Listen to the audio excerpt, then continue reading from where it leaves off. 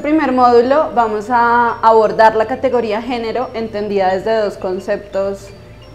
básicos que son la equidad y la igualdad. La intención de este primer módulo es entender la categoría género como clave para la comprensión de las lógicas de poder, relación, interacción y socialización. Estas son fundamentales para analizar el contexto específico que está viviendo Latinoamérica y el país. Entendemos entonces el concepto de equidad de género ligado al desarrollo de los derechos individuales y la dimensión de la justicia social, que al mismo tiempo la entendemos como cultural, sociopolítica, enmarcada en el accionar de las instituciones. En el marco de este análisis de la categoría género, abordamos los consensos alcanzados en materia de derechos humanos, entendiéndola en un mundo en el que se está globalizando. Esto se expresa en la Declaración del Milenio en el año 2000, cuando los estados, parte de las Naciones Unidas, apoyan los esfuerzos encaminados al respeto de los derechos humanos y las libertades fundamentales, es decir, el respeto a la igualdad de todos los derechos. Cuando hablo del concepto de género en este momento, me refiero a ese concepto moderno que ha sido construido a lo largo de los desarrollos en términos de derechos humanos de las diferentes entidades internacionales. Es decir, a las metas de equidad e igualdad de género, que no pueden abordarse si no se sitúan en el marco de dos momentos o procesos fundamentales, es decir, el movimiento de mujeres o feminista y el desarrollo de los derechos humanos, es decir, el derecho de los hombres y las mujeres. Aquí es muy importante entender que hay instrumentos jurídicos internacionales que se enmarcan en la adopción de la categoría de género por parte de los Estados-nación. Empezamos analizando en 1948 la Declaración Universal de los Derechos Humanos, en 1965 con la Convención Internacional sobre la Eliminación de todas las formas de discriminación racial. Se avanza en el entendimiento de la categoría de enfoque diferencial, que más adelante se va a abordar en los siguientes módulos, y en el año de 1966 hay dos avances fundamentales. Primero, el Pacto Internacional sobre los Derechos Civiles y Políticos, donde se empieza a comprender la importancia de hacer un reconocimiento de los derechos de las mujeres e involucrar a las mujeres en la construcción de las ciudadanías, y a su vez el Pacto Internacional sobre los Derechos Económicos, Sociales y Culturales, que aborda temas mucho más referentes a lo laboral y a la equidad de derechos en términos económicos para las mujeres y las diversidades. En 1979 tenemos el instrumento principal que reconoce la categoría género en el marco de la Convención sobre la Eliminación de todas las formas de discriminación contra la mujer, conocida internacionalmente como la CEDAW. A su vez, en 1994 se da en el marco de la Organización de Estados Americanos la Convención Interamericana para prevenir, sancionar y erradicar la violencia contra las mujeres, conocida como la Belém do Pará, que se celebró en Brasil. Estos dos últimos instrumentos jurídicos internacionales nos permiten entender la dimensión de la entrada de la categoría género en nuestra jurisprudencia colombiana y en el marco de la construcción de normatividad que intenta erradicar, prevenir y sancionar la violencia contra las mujeres, enmarcada en la comprensión de esta categoría género. Cuando entendemos la categoría género, es importante entenderla desde el análisis histórico, producto de tres desarrollos paralelos que se retroalimentan y conflictúan entre sí. El primero es los procesos sociales de cambio a partir de la industrialización de las sociedades occidentales, que acarrea cambios en las vidas y en las familias, incluso la entrada de las mujeres al mundo laboral. Lo segundo son los movimientos feministas, es decir, las activistas, pensadoras y académicas, que impulsadas por las luchas sociales empiezan a hacer reivindicación de los derechos de las mujeres y a poner en visibilidad esta categoría de género. Y lo tercero es entender el desarrollo en el plano intelectual que proviene de distintas disciplinas, tanto de las ciencias sociales como de las humanidades, que permiten que el concepto género tome fuerza enmarcado en ideas de libertad e igualdad. Esto fundamentalmente a partir de la Revolución Francesa, que es el evento histórico que permite hablar de los derechos humanos y que a su vez desconocemos que históricamente habla también de los derechos de las mujeres a partir de lo que sucede con una de las primeras feministas, que es Olimpia de Gouges. Una de las principales autores para abordar ese análisis histórico de la categoría de género es Scott, que se encuentra dentro del módulo como una de las lecturas sugeridas. Así como el lenguaje, la vestimenta y la comida se puede entender desde las distintas culturas, también las diversidades específicas de esas culturas definen lo que debe ser y lo que no debe ser. En ese sentido, lo que entendemos como debe ser el hombre y debe ser la mujer. Algunas feministas institucionales que han ayudado a la construcción de este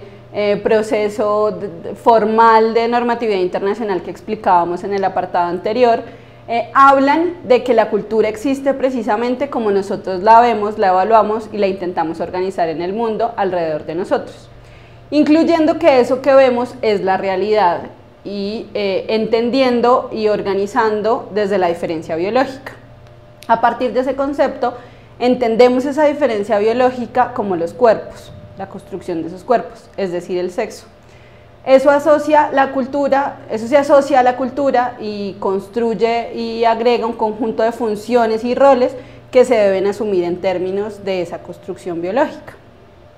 Así hablamos de los estereotipos de lo que se debe ser, que más adelante en el siguiente módulo vamos a profundizar. Esto permite que se formen modelos hegemónicos que determinan distintas cosas como la división del trabajo, en términos de lo que podemos hacer las mujeres y lo que pueden hacer los hombres. Todos estos elementos conforman lo que se llama en teoría el sistema de género o incluso orden de género, que está presente en cada sociedad. Y eso establece diferencias, desigualdades y estructuras de privilegio entre esos géneros, es decir, lo que se construye como femenino y lo que se construye como masculino.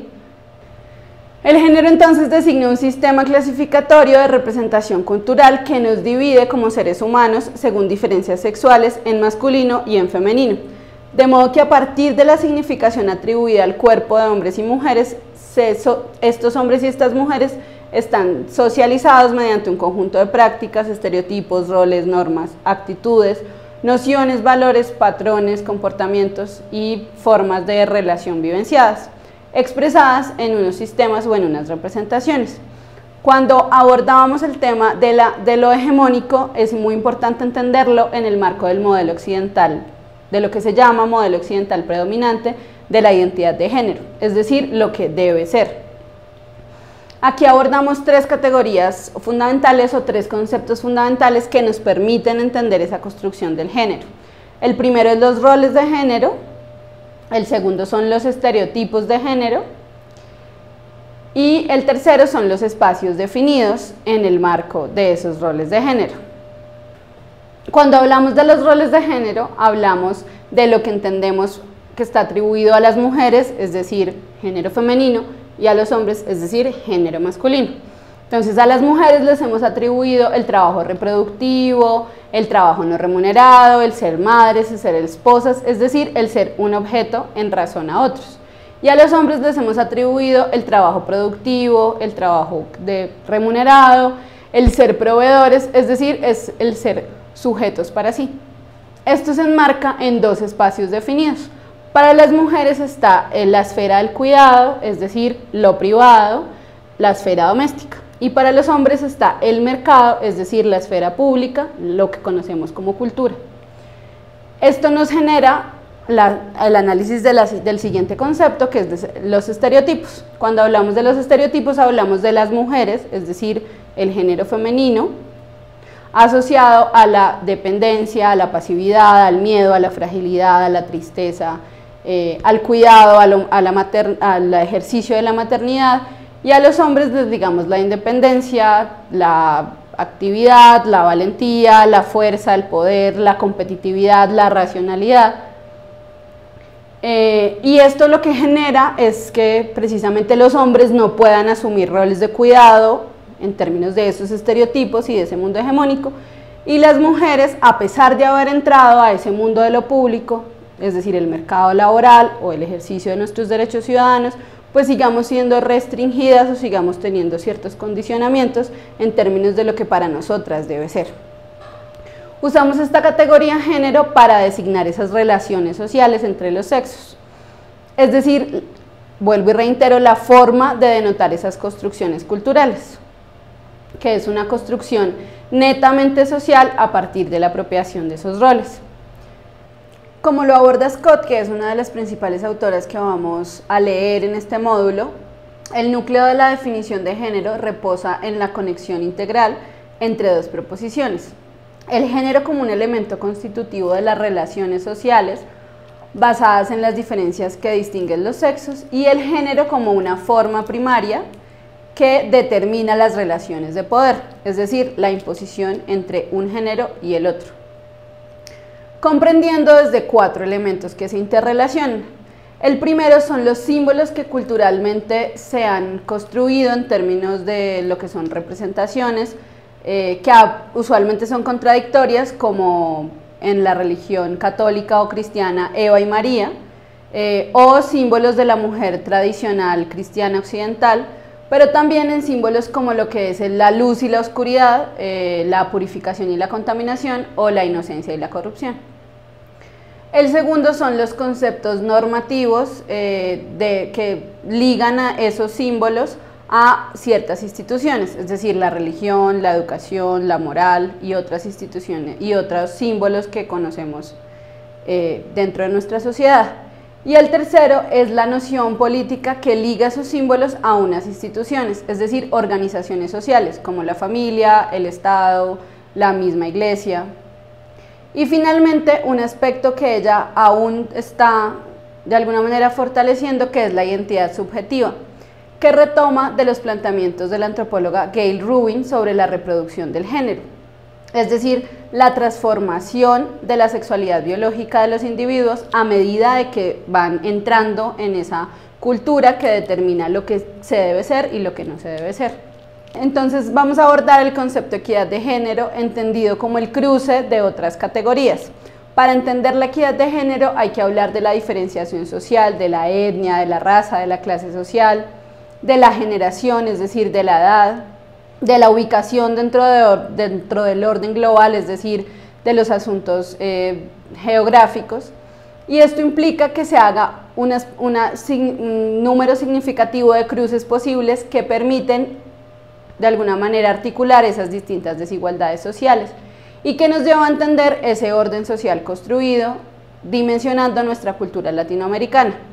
entender lógicas como la pobreza, que está abordada en otro de los documentos que se abordan en este módulo, entender cómo se feminiza esa pobreza, cómo las mujeres somos más pobres en razón de esas lógicas de desigualdades y en razón de esa hegemonía que explicábamos más arriba, y entender los roles a los que nos estamos refiriendo.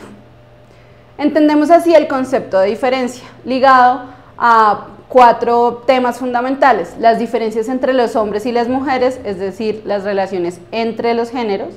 las diferencias entre los mismos géneros, es decir, intragenéricas, si podemos nombrarlo así; la diversidad o las diferencias que existen al interior de cada género, como las relaciones entre esos distintos géneros; y finalmente el origen étnico, religioso, cultural y el nivel socioeconómico. Así podemos entender esa categoría de diferencia y hablar de la categoría equidad, entendiendo la equidad como una vía, es decir, como un discurso que nos permite hablar de la noción de las mujeres como sujeto de derecho, con la aparición de nuevos ámbitos que son objeto de protección de derecho, esa idea de justicia de género que conocemos internacionalmente, y la concepción moderna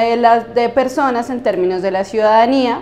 entendiendo la ciudadanía vinculada a 3 elementos claves: la pertenencia a una comunidad y a los intereses de esa comunidad, la existencia de sujetos o sujetas conscientes de sus derechos y activos en una vida política, con una libertad para ejercerlos, y los derechos y las responsabilidades que ponen en juego su interacción en términos de lo público. Abordamos así los debates sobre igualdad, equidad y diferencia, entendiendo estos en el marco de la justicia de género, las diversidades culturales y superando esos esencialismos de los cuales se construía esa categoría género. Estos conceptos de equidad, igualdad y diferencia han sido transversales en la construcción teórica de los movimientos feministas. Desde finales de los 60 hasta los años 90 se destacan 3 fases fundamentales de ese feminismo que nos permiten entender ese concepto de equidad y ese concepto de igualdad. Primero, la diferencia de género. Segundo, la diferencia entre las mujeres y finalmente la diferencia de las múltiples diferencias que se intersectan para entender esa categoría de género. Este concepto de diferencia es transversal a lo que hemos conocido históricamente como las olas del feminismo, que lo que han desarrollado en términos del debate es que no se resume la igualdad de género en términos de igualar la participación entre los hombres y las mujeres en los distintos ámbitos e igualarlos en términos de la distribución de los recursos, sino que tiene que ampliarse la igualdad de los resultados y a considerar esto sin esa condición reproductiva de las mujeres que las liga al rol de lo privado. Por ende, hay situaciones que es necesario no solo igualar en términos de las oportunidades, sino plantear de una forma distinta desde otro punto de partida, ¿sí? Resulta mucho más fácil utilizar la noción comprensiva de equidad de género y partir no desde que los hombres y las mujeres sean iguales, sino desde la comprensión de las lógicas de la construcción de lo masculino y lo femenino, para empezar a construir políticas públicas, construir políticas estatales y construir prácticas colectivas e individuales que nos permitan entender la equidad como tener todos oportunidades iguales y no necesariamente condiciones iguales, sino las mismas posibilidades de acceder a ese mundo global que nos enmarca esta categoría de género.